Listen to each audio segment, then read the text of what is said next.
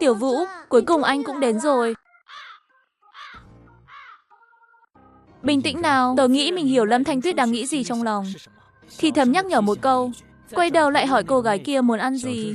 Cơm chiên trứng với thịt thăn. Cô gái 10 tệ đã gọi món xong rồi, lúc này mới chú ý đến Lâm Thanh Tuyết ở phía sau tớ.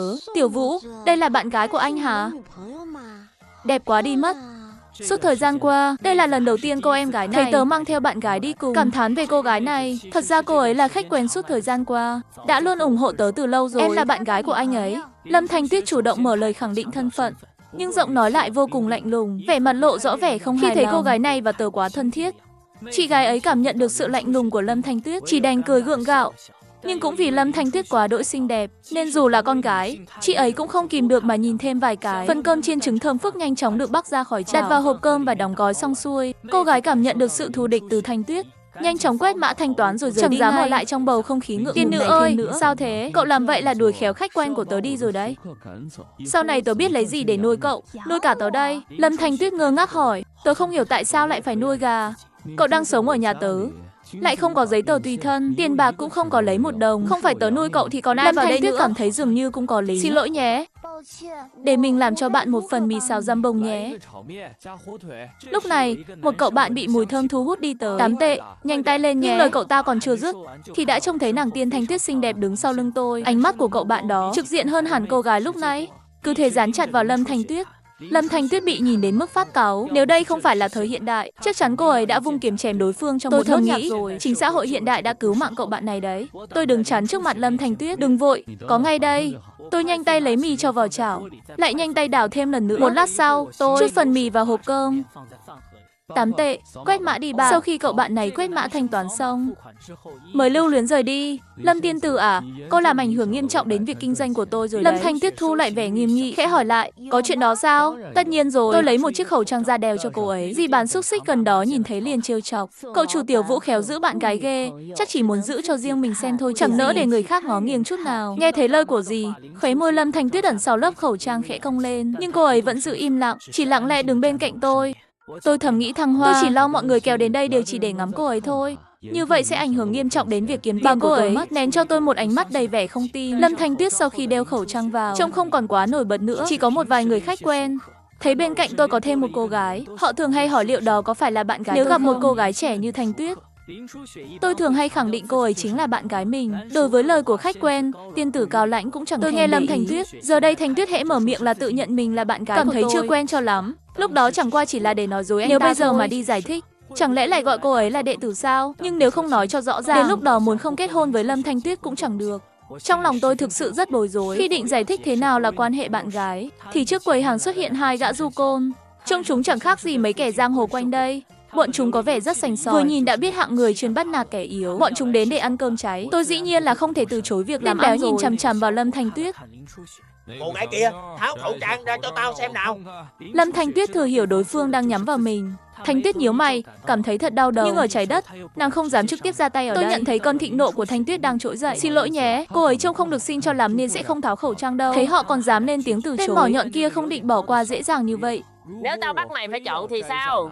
Gã béo rút ra một con dao găm, cắm phập vào chiếc thớt nhỏ tôi đang dùng để thái rau. Hôm nay tao nhất định phải xem mặt cô ta cho bằng được. Những người ở các quầy hàng xung quanh đều vô cùng sợ hãi. Mấy tên tiểu tử này khiến ai nấy đều lo lắng nhìn tôi. Tôi vừa định rút điện thoại ra báo cảnh sát, con dao găm kia bỗng nhiên rơi vào tay Lâm Thanh Tuyết. Thanh Tuyết khẽ cử động như ngón tay, con dao ngắn ngay lập tức biến thành một mẩu sắt vụn. Nàng tùy ý ném mẩu sắt xuống đất, phát ra những tiếng lạch cạch khô khốc. Như vậy đã là giới hạn cuối cùng rồi. Thanh Tuyết đang cố gắng kiềm chế sát ý trong lòng mình. Con dao đó là do hai tên côn đồ mang đến. Tất nhiên bọn chúng biết rõ con dao trong tay mình là thật hay giả. Cả hai không khỏi bủn rủn hết chân tay. Hiểu lầm đều là hiểu lầm thôi. Tên mỏ nhọn vội vàng thanh minh, tên béo bên cạnh cũng không dám ho he. Cả hai lập tức xoay người bỏ chạy mất hút. Đến cả sạp đồ ăn cũng chẳng thèm ngó ngàng. Cảm nhận được ánh mắt kinh ngạc của những người xung quanh, ánh mắt ấy đầy vẻ sững sờ. Cậu tiến lên nhặt mẩu sắt vụn vừa ném đi lên xe, rồi mỉm cười nói, cầm con dao giả ra dọa người. Bọn chúng cũng gan thật đấy. Bọn chúng cũng thật là biết đùa. Không sao đâu mà. Còn ai muốn ăn cơm rang nữa không? Cậu ném mẩu sắt vào thùng xe 3 bánh. Dù cậu nói thế, nhưng ánh mắt của mọi người nhìn cậu vẫn rất kỳ lạ. Có người tin, cũng có người không tin. Nhưng để một cô gái xinh đẹp như thế này dùng tay không bẻ gãy một thanh đào thật thì chắc cũng chẳng ai dám tin đâu. Lâm Thanh Tuyết phát hiện ra ánh mắt của họ nhìn mình có chút kỳ quái. Cô đã hiểu ra vấn đề, nhưng Tiểu Vũ cũng không hề hối hận. Vừa rồi cậu đã cực kỳ kiềm chế rồi. Chào cậu, cho một phần cơm chiên trứng 10 tệ nhé. Đợi tôi một chút, tôi sẽ nổi lửa xào ngay đây. Người đàn ông kia nhìn bát cơm chiên được đưa tới bằng cả hai tay, rồi lại nhìn sang cô chủ Lâm Thanh Tuyết.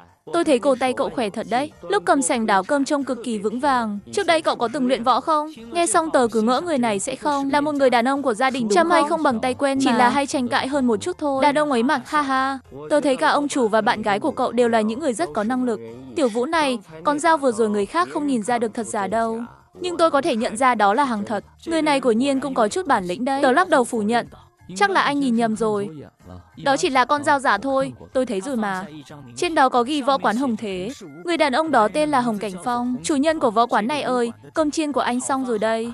Tớ chẳng buồn nhìn lấy một cái. Ngày mai mang phần cơm chiên đặc biệt thơm này đi nhé. Cho vào trong một chiếc hộp cơm. Hồng Cảnh Phong quét mã thanh toán. Nếu cậu có hứng thú thì có thể liên hệ với tôi. Cậu cũng có thể kết bạn WeChat với tôi. Chúng ta sẽ trao đổi thêm qua mạng. Nói xong, anh ta xách hộp cơm chiên rồi rời đi. Tớ tiện tay ném tấm danh thiếp vào thùng rác bên cạnh.